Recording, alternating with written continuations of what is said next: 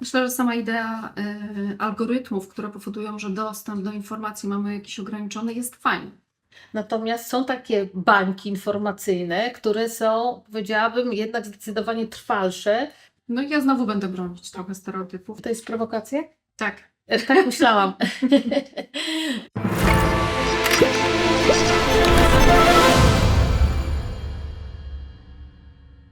Dobra, bo ja mam taką refleksję z dziś rana, bo jeszcze tak sobie próbowałam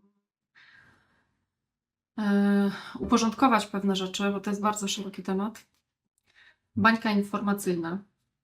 Zdarzyło mi się na jednym z portali sprzedażowym przeglądać oferty.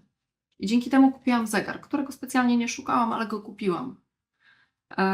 I go mam do tej pory. I cieszy mnie to, bo od tamtej pory nie zdarzyło mi się kupić coś, czego nie szukałam.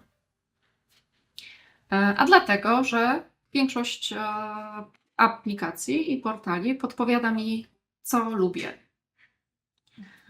Ale to jest jasna strona bańki informacyjnej, bo jest też ciemna. Jasna strona, okej, idę po najniższej linii oporu. Mam gotowca. Nie muszę się wysilać, nie muszę poświęcać energii, czasu. Mam gotowe propozycje, co może mi się spodobać, ja z tego wybieram.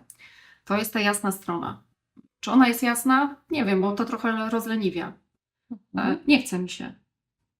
Bo skąd mam wiedzieć, jak wygląda sytuacja polityczna na Ukrainie? Trzeba przebić bańkę. No, trzeba przebić bańkę i włączyć inne media albo poszukać innych źródeł informacji. Więc teraz nie te, które mi są dostępne i z których korzystam na co dzień. Jasne. I to, o czym mówisz, wydaje mi się bardzo ważne, bo bańka informacyjna z jednej strony ukierunkowuje nas na informacje, które dla nas z różnych powodów są ciekawe, ważne, niezbędne, potrzebne, ale z drugiej strony sprawia, że w tej bańce nagle zaczynamy tylko wykorzystywać te informacje, które do nas docierają. Nie przebijamy tej bańki, nie wychodzimy poza nią. To mówiąc takim językiem jeszcze popularnym kilka lat temu, nie wychodzimy ze strefy komfortu. Ale z drugiej strony bańka informacyjna sprawia, że pojawiają się błędy poznawcze.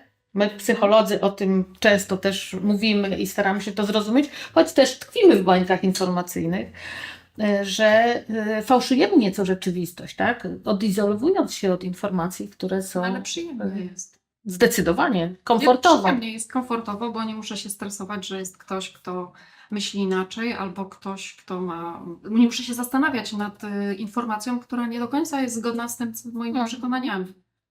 Tak, wiemy o tym, że różnice dzielą, ale i łączą. Tak. Jaką kawę lubisz? Zwalnia nas na pewno z wysiłku poznawczego, żeby spróbować innej kawy niż ta, do której przywykliśmy, albo podobne do tej, którą lubimy, preferujemy. No właśnie, to nas różni, nie? To Ale na nas kawę różni. razem pójdziemy. Zdecydowanie. No i właśnie, i teraz pytanie, bo ja będę trochę bronić tej bańki informacyjnej z jednej strony, pomimo tego, że ona ma swoją czarną stronę. Jesteśmy tak zasypani taką ilością informacji, taką ilością źródeł informacji, że nie jesteśmy w stanie zweryfikować wszystkiego i poszukiwanie czegoś adekwatnego dla siebie jest tak czasochłonne i wymaga tyle wysiłku, że tak naprawdę chyba nic innego byśmy nie robili.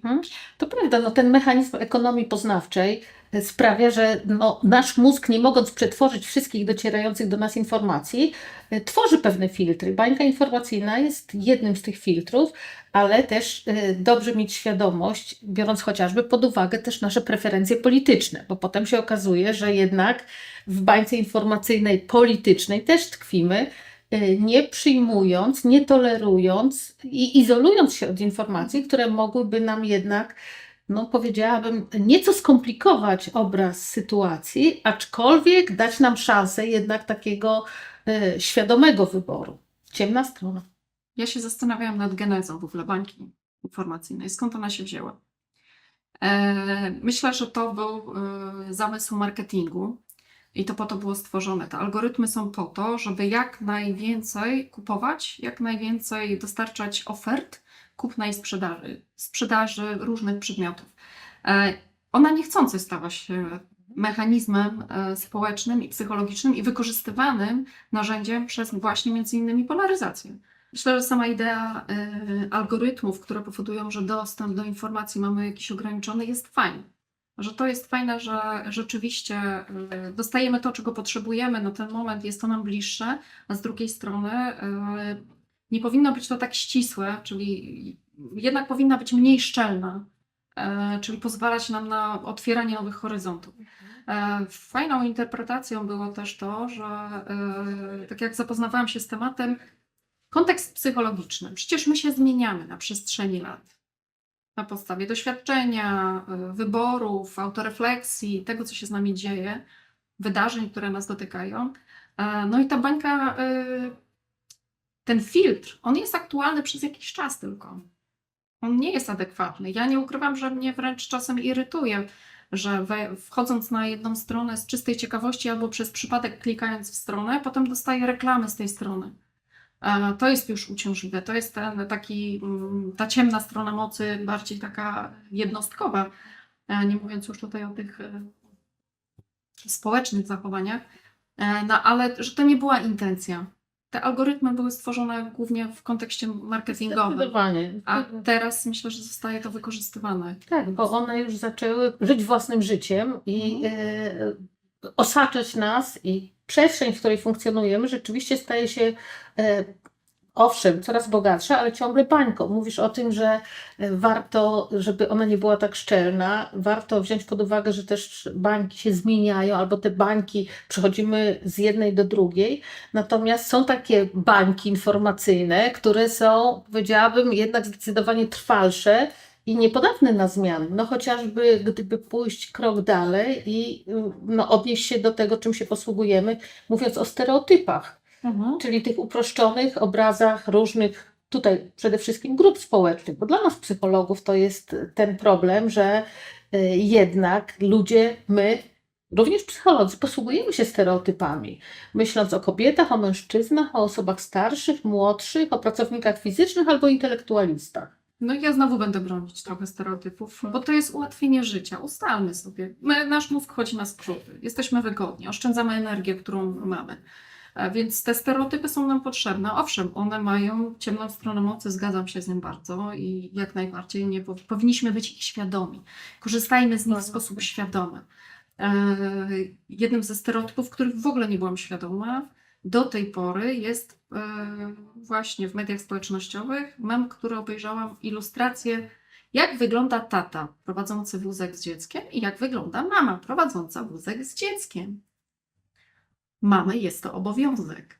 Tata wygląda na dobrego ojca. I mnóstwo takich innych, tak? Jak postrzegany jest mężczyzna opiekujący się dzieckiem. Mało tego, pozostający na przykład na urlopie tacierzyńskim, bo mama idzie do pracy. Kobieta jest postrzegana jako karierowiczka. W pejoratywnym tego Słowa aspekcie, tak?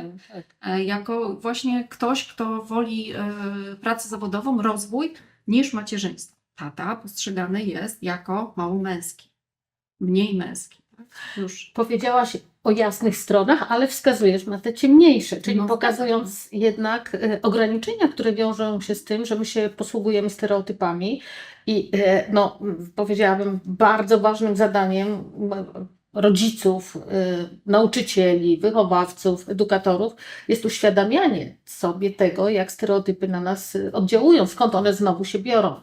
Ten uproszczony obraz rzeczywistości związany jest z tak wieloma czynnikami, poza stricte psychologicznymi, czyli właśnie funkcjonowaniem naszego mózgu, ale też uwarunkowania kulturowe, społeczno-polityczne, historyczne, religijne. Można ich znaleźć bardzo wiele. A te, które są tak bardzo wyraźne, dotyczą przede wszystkim podziału na świat kobiet i świat mężczyzn.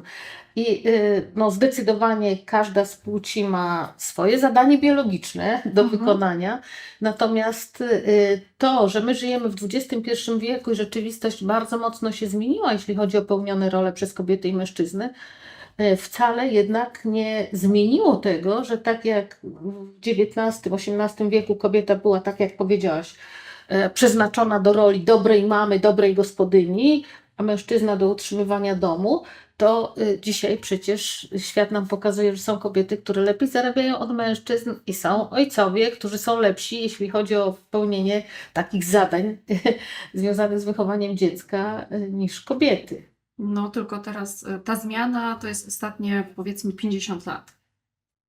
Zamiana ról. A nasze przekonania i nasze światopoglądy były tworzone przez ostatnie powiedzmy kilkaset lat. Więc trudno jest przez 50 lat zmienić światopogląd, który przekazujemy w dużej mierze naszym dzieciom z pokolenia na pokolenie. Czerpiemy to ze źródeł.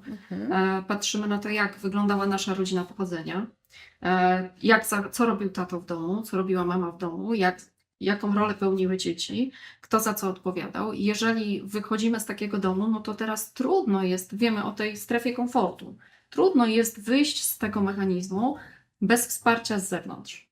Zgadza się.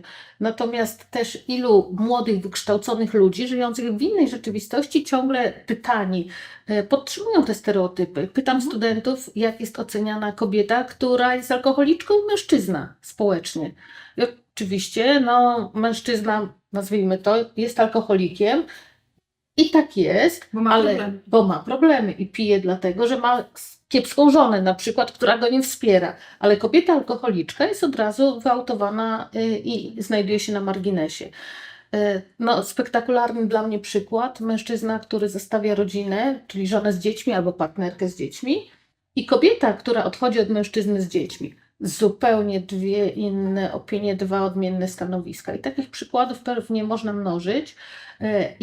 Jednak mimo tego, że podejmujemy wysiłek, żeby to zmienić, to okazuje się, że one są no, niezwykle trwałe. Jest taki, ostatnio też przygotowując się do naszego spotkania, czytałam o eksperymencie. Z 2020 roku w Stanach Zjednoczonych poproszono dziewczynki i chłopców, żeby wybrali, jakie zadania chcieliby realizować. Dziewczynki i chłopcy mieli zdecydować, czy wolą takie zadania, które wymagają tego, żeby być mądrym, czy wymagają tego, żeby być starannym. I okazało się, że dziewczynki wymieniały zadania i wybierały te, w których mogło się wykazać starannością. Już 10-letnie dzieci funkcjonują znowu w tej bańce informacyjnej, prawda? Tak, ale to jest. Wystarczy spojrzeć na placówki opiekuńczo-wychowawcze, które mają kąciki dla dziewczynek i kąciki zabaw dla chłopców.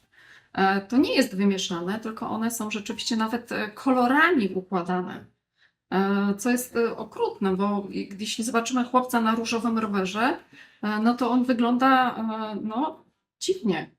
Dziwnie, tak. Ale panie wychowawczynie z przedszkola są edukowane w tym zakresie, w tym obszarze, prawda? Natomiast no, zgadzam się, że niestety ciągle nawet wtedy, kiedy w naszej rodzinie przychodzi na świat dziewczynka czy chłopiec, to od razu uruchamiamy takie myślenie, zabawki, ubranka, stereotypy, prawda? Chociaż chłopcy też cierpią z powodów stereotypów, no już słynne nie okazuj emocji, nie płacz, bo mężczyźni nie płaczą, nie pokazują swojej słabości. Ma to też swoje negatywne skutki. No i ja zawsze powtarzam studentom, że pamiętajmy o tym, że stereotypy są wynikiem ewolucji i fizjologicznych naszych preferencji i przeznaczenia do określonych. Ale to, że funkcjonują teraz, to jest tylko nasz wybór. Ja podjęłabym wątek dotyczący osób starszych. We Wrocławiu, które jest uznawane za miasto osób młodych, ciekawa jestem, czy wiemy, jaki procent z mieszkańców Wrocławia zameldowanych w tym mieście to osoby 60 plus i więcej. No myślę, że dobre 40%. 30.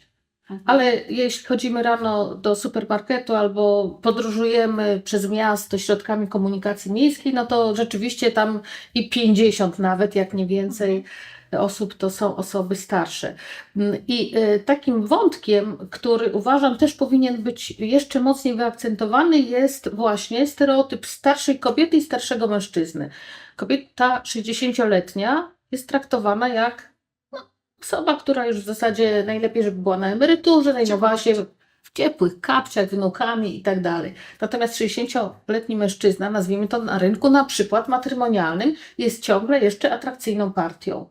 A więc ta sytuacja stereotypów, które dotyczą właśnie chociażby tego momentu w życiu, kiedy jesteśmy młodzi, kiedy kształtujemy swoją tożsamość i próbujemy się wpisać albo wypisać ze stereotypu, to już kwestia chociażby osób o odmiennej niż heteronormatywna orientacji seksualnej, prawda? I też mimo tolerancji i otwartości traktowania tych osób, a jeszcze biorąc pod uwagę osoby w wieku 60 plus i więcej, jak te stereotypy tutaj działają i nas definiują, na ile my się wpisujemy w tą babcię w kapciach ciepłych, a na ile w mężczyznę, który postanowił jeszcze coś zmienić w swoim życiu. No i właśnie to jest ta świadomość stereotypu, bo jeśli Tak. jesteśmy świadomi stereotypu, to nie pójdziemy tym stronę właśnie bycia babcią, która lepi pierogi i siedzi w ciepłych kapciach, tylko będziemy robić to, na co mamy ochotę i to, co chcemy jeszcze zrealizować i spełnić. Jeszcze przyszła mi do głowy taka myśl, dlaczego mężczyźni wtedy są jeszcze bardzo atrakcyjni, bo mają krótsze życie. Jednak kobiet jest w wieku senioralnym zdecydowanie więcej i męskiego pierwiastka jest deficyt w tym wieku. I myślę, że to oni są dlatego tak bardzo atrakcyjni, ale mnie bardziej dotyka w wieku senioralnym stereotyp tego, że kobieta ma zmarszczki, jest mniej atrakcyjna fizycznie i postrzegamy to jako coś pejoratywnego, a mężczyzna, który jest dotknięty upływem czasu, jest taki dojrzały i mądry i oczekujemy od niego i przypisujemy mu właśnie takie cechy związane z mądrością życiową, co zdecydowanie rzadziej przypisujemy babciom, bo babcia jest od pierogów i naleśników. I to zgodne jest zresztą z badaniami wielu psychologów społecznych, nie tylko polskich, ale i też spoza naszego kręgu nawet kulturowego, że jednak ciągle ta orientacja tak zwana instrumentalna, czyli zorientowanie na realizację zadań, na pozycję społeczną, na sukces też finansowy czy zawodowy, to jest to, co charakteryzuje świat męski. Natomiast świat kobiecy charakteryzuje orientację ekspresyjna, a więc nastawienie na emocje, na relacje, na bliskość, na empatię, na rozumienie przez kobiety nawet różnych wyskoków panów w różnym wieku, żeby już nie mówić. No tak, ale też jest... Powracamy znowu do tej fizjologii, do tej biologii. Jednak rozwój naszego mózgu jest inny. Tak? Te obszary mózgu odpowiedzialne za emocje kobiety mają zdecydowanie bardziej wrażliwy, bardziej rozwinięty. Nie twierdzę, że mężczyźni nie, absolutnie. Tylko jeżeli nakładamy stereotypy społeczne i kulturowe, tego ci nie wolno, no to nie podążamy, jednostka nie podąża w tym kierunku rozwoju. Bo jest blokowana przez właśnie te społeczne i kulturowe schematy, w które usiłują nas wszyscy wdrożyć. A z drugiej strony mnie bardzo dotyka stereotyp i tak naprawdę polaryzacja ze względu na wiek. To zdecydowanie. Czyli seniorzy kontra młodzi. To są dwa światy. Wręcz mówi się o takiej gettyzacji starości, prawda? Czyli starsi są zamknięci ageism w klubach seniora, w uniwersytetach trzeciego wieku. Generalnie tworzą takie zamknięte środowisko, z którego właśnie z tej swojej bańki społecznej w tej chwili już nie wychodzą. Ale to sprawia, że ta polaryzacja i antagonizacja tych dwóch światów, młodych, starych, bo starzy wobec młodych też, powiedziałabym, określone postawy wybierają. Mowa o adultyzmie, tak? Czyli właśnie dyskryminacja osób młodych przez starszych, no bo co oni wiedzą o życiu? Okej, znają się na komputerach, ale tak naprawdę prawdziwe życie to ja znam, prawda? Tyle, że młodzi też nie chcą czerpać z tej mądrości, albo z tej wiedzy, albo z tego doświadczenia, bo też żyją w innej rzeczywistości. Mówią, to już nie jest ten sam świat. No okej, to nie jest ten sam świat, ale to jest, nie zapominajmy o tym, będąc młodymi ludźmi, że będziemy starzy. To jest przywilej. Jeśli nam się uda, to rzeczywiście. Tak, to jest przywilej dożyć w wieku późnej dorosłości, ale nie zapominajmy o tym, że starzejemy się z dnia na dzień. A z kolei seniorzy nie powinni zapominać o tym, że też byli kiedyś młodzi, że też byli kiedyś tymi sąsiadami, którzy hałasowali, cieszyli się młodością, radością, wolnością i może też nie byli komfortowi dla innych osób z otoczenia. Więc to jest ta stereotypia, ale świadoma. Bądźmy tego świadomi, że ta polaryzacja i te różnice, one są narzucone społecznie i kulturowo, ale bańka informacyjna dotyczy też seniorów. Tak, a więc nigdy nie dość za dużo słów i refleksji na temat uświadamiania sobie tego, co mogą nam zrobić stereotypy, biorąc pod uwagę właśnie tą antagonizację, dyskryminację i te uprzedzenia, które mają jedni wobec drugich, czy to kobiety wobec mężczyzn, czy młodsi wobec starszych, czy osoby heteronormatywne wobec nieheteronormatywnych i wiele pewnie takich polaryzacji jeszcze można znaleźć. Myślę, że młodzi też są właśnie tkwiąc w bańce informacyjnej, są też ograniczani w dostępie do świata seniorów. To Tam nie ma świata seniorów. Nie. Owszem, zdarzają się modelki, które wskazują, że są w wieku późnej dorosłości na swój wygląd, ale to jest taka delikatny rys. Tak, One są tak tak. bardzo delikatnie w tej późnej dorosłości.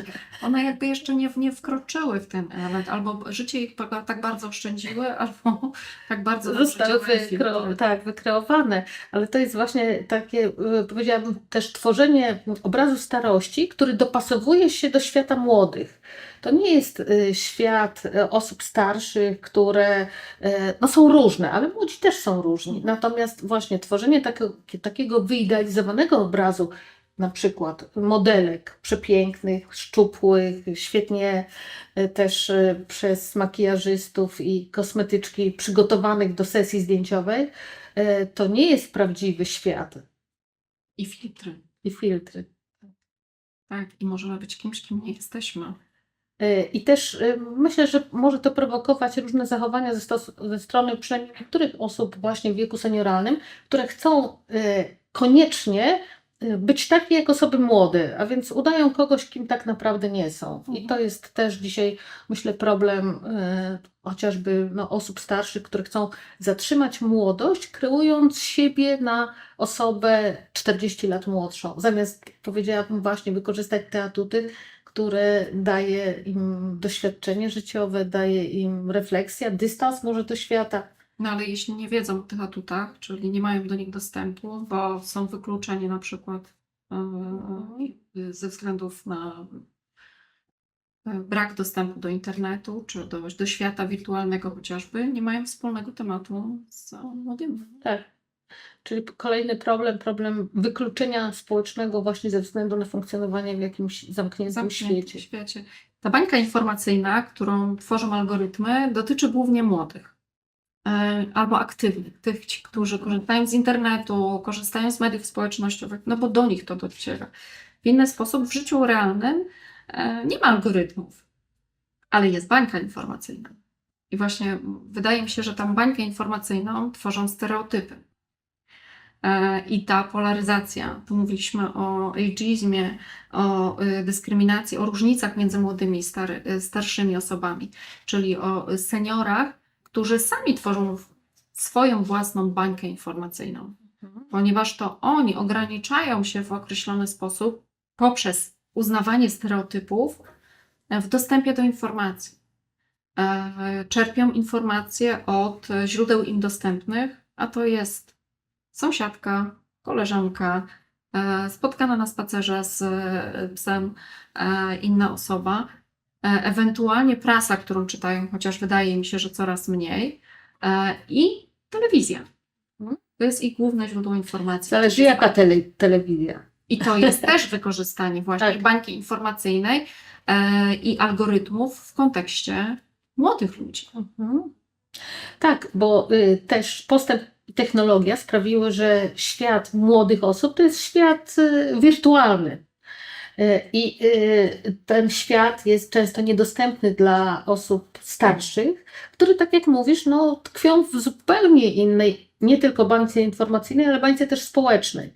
I to z kolei, myślę, eskaluje, jeśli chodzi o polaryzację, jeśli chodzi o antagonizację tych dwóch grup.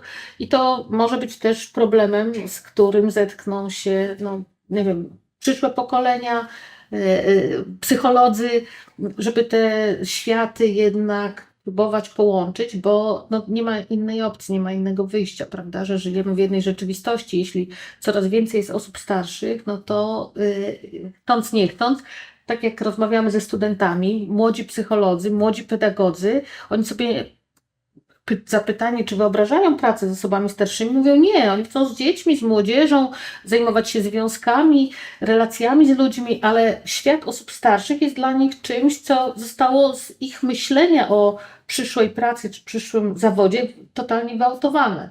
Mhm. Ja myślę, że tych światów nie trzeba łączyć, bo one są ze sobą połączone, tylko je trzeba kontaktować ze sobą. Mhm. One się ze sobą po prostu rzadziej kontaktują. Nie mamy rodzin wielopokoleniowych. Jeśli mamy babcię z dziadkiem, to odwiedzamy ich 2 razy w roku na święta i ewentualnie święto, Dzień Babci i Dzień Dziadka. Więc też to jest rola 2 stron. A z drugiej strony fajnie, jeśli ta babcia nie będzie tylko narzekać i nas umoralniać, tylko będzie też nas wspierać.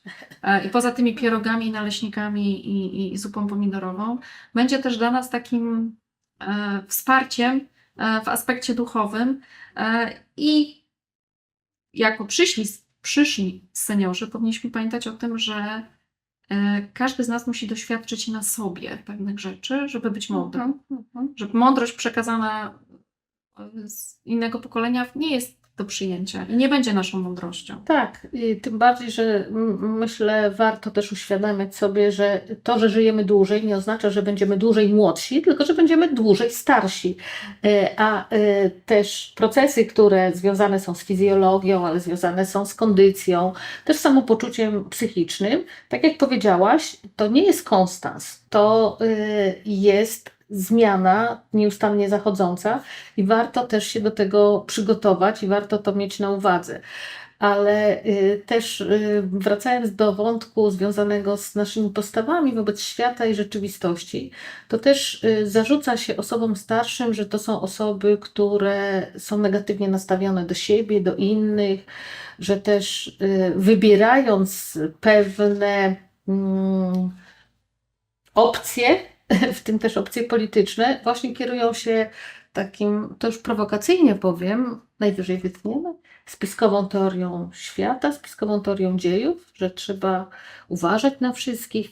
Polacy, nie tylko stereotypowo, ale badania to potwierdzają, są najbardziej nieufnym narodem w Europie, a przynajmniej chyba mamy miejsce na pudle, pierwsze, drugie albo trzecie. Ale mamy takie doświadczenia.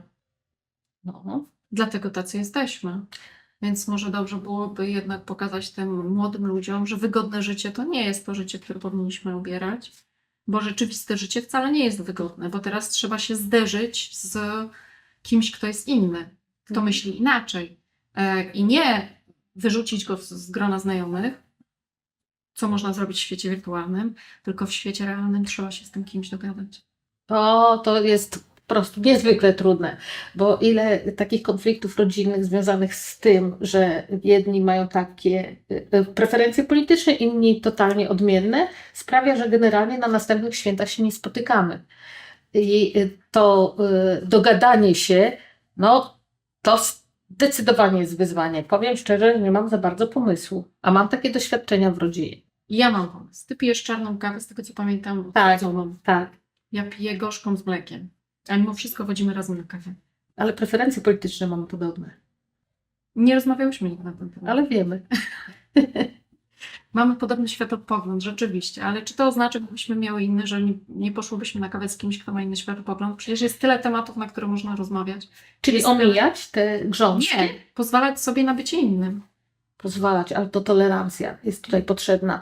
I ta otwartość, tolerancja, która jest deklarowana przez, no powiedziałabym, naszych ziomków, Polaków, to wcale nie jest tolerancja, bo przecież ile zjawisk związanych właśnie z życiem publicznym pokazuje, że nie jesteśmy mimo deklaracji tolerancyjni, otwarci, empatyczni, rozumiejący, pozytywnie nastawieni. Wręcz odwrotnie. Śmiem twierdzić, i to znów powiem z pełną odpowiedzialnością, że przypisywane nam często, globalnie rzecz biorąc oczywiście i uogólniając, pewne cechy takie jak właśnie brak otwartości i takie myślenie o tym, że Polska Mesjaszem narodów i no, powinniśmy zajmować odpowiednią pozycję w rankingach, to jednak jest chyba nasza przywara, powiedziałabym, narodowa. Co myślisz? Że się zmieniła definicja tolerancji. O, Tak, że wszyscy uważamy, większość Polaków uważa się za osoby tolerancyjne, Czyli jeśli jesteś inny, żyj, byleby z daleka ode mnie. Mhm. A tu chyba brakuje jednak akceptacji, która wymaga tego, żebyśmy zaakceptowali, że świat jest różny. Kwadratowy i podróży. Tak. I każdy jest inny, więc pozwólmy każdemu być takim, jakim Tak. jest. I jeśli mamy wspólny cel, no bo co? Potrzebny jest nam wspólny cel, bo to on zbliża ludzi, albo wspólny wróg. O, wspólny wróg. To chyba Polaków bardziej zbliża niż wspólny cel, bo jednak jak mamy wroga, to wtedy się... Ale mamy wspólnego wroga na całym mobilizujemy. świecie w tej chwili. Tak, COVID. tak. I jakoś nie ma tych wspólnych działań, nie ma Nie ma. tego, tej wspólnoty. Więc pytanie, czy wróg jest zbyt mało niebezpieczny, czy zbyt mało namacalny, realny, widzialny? Czy znowu tkwimy w jakiejś bańce informacyjnej, każdy z nas swojej, szczepionkowej, antyszczepionkowej, Istnieje, nie istnieje. tak, maseczki bądź nie, więc z tego względu okazuje się, że to też może tak bardzo nas antagonizować i sprawiać, że myślę, konsekwencje tego stanu rzeczy będziemy ponosić jeszcze przez lata. I psycholodzy, i pedagodzy będą tutaj po prostu mieli bardzo dużo pracy, żeby, no, nie powiem walczyć, ale poradzić sobie z tymi skutkami. Biorąc pod uwagę, czy to małe dzieci, dorosłych, starszych, kobiety, mężczyzn, no chociażby jak zmieniła się nasza praca. Ja myślę, że takim małym plasterkiem na tą ranę, którą jest bańka, którą jest polaryzacja, jest świadomość tego, że to istnieje, że to jest. I Niektórzy większa kwestionują, otwartość. że to jest. Ale bądźmy otwarci bardziej. Może jeżeli coś słyszymy, to a co jeśli tak nie jest? A co jeśli jest inaczej? Czyli taka próba kwestionowania, nie chodzi o kwestionowanie wszystkiego, co istnieje, ale takie zastanowienie się, taka refleksja nad tym, czy przyjmuję to jako pewnik, czy to, co otrzymuję, to jest naprawdę, czy tak, a co jeśli jest inaczej? Co zrobimy z bańką informacyjną i polaryzacją? To jest prowokacja? Tak. Tak myślałam. Na pewno ją trochę rozszczelnimy. Będziemy świadomi tej bańki informacyjnej i będziemy, tak jak powiedziałaś, zastanawiać się nad tym, a co jeśli tkwimy w tej bańce, albo co wynika z tego, że z niej wychodzimy, jakie są tego skutki, czym to jest dla nas, czym to jest dla innych ludzi. I powiedziałabym świadomość i takie, powiedziałabym, wkładanie kija w mrowisko, prowokowanie do tego, że świat jest bardzo złożony i przyglądanie się z różnych perspektyw, przyjmowanie różnych filtrów jest dla nas w tej rzeczywistości wartościowe, aczkolwiek no, też sprawia, że musimy podjąć jakieś działania, wysiłek, zastanowić się, co nie zawsze też jest bardzo opłacalne, bo koszty, jakie ponosimy, też są no, spore wtedy.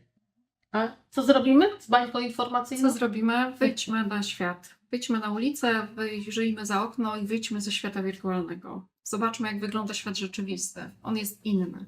Nie wszyscy są tacy sami, nie wszyscy jeżdżą tym samym kolorem samochodu, nie wszyscy jeżdżą autem. Jedni chodzą pieszo, inni jeżdżą rowerami. Więc tu już pokazuje na to, że jesteśmy tak bardzo różni i to jest fajne. To, że jesteśmy różni, to nam pozwala na to, żebyśmy mieli dużo opcji wyboru w życiu. Jak będziemy żyć, jak będziemy postępować? No i co? Twoja czarna słodka, moja biała. Idziemy na kawę.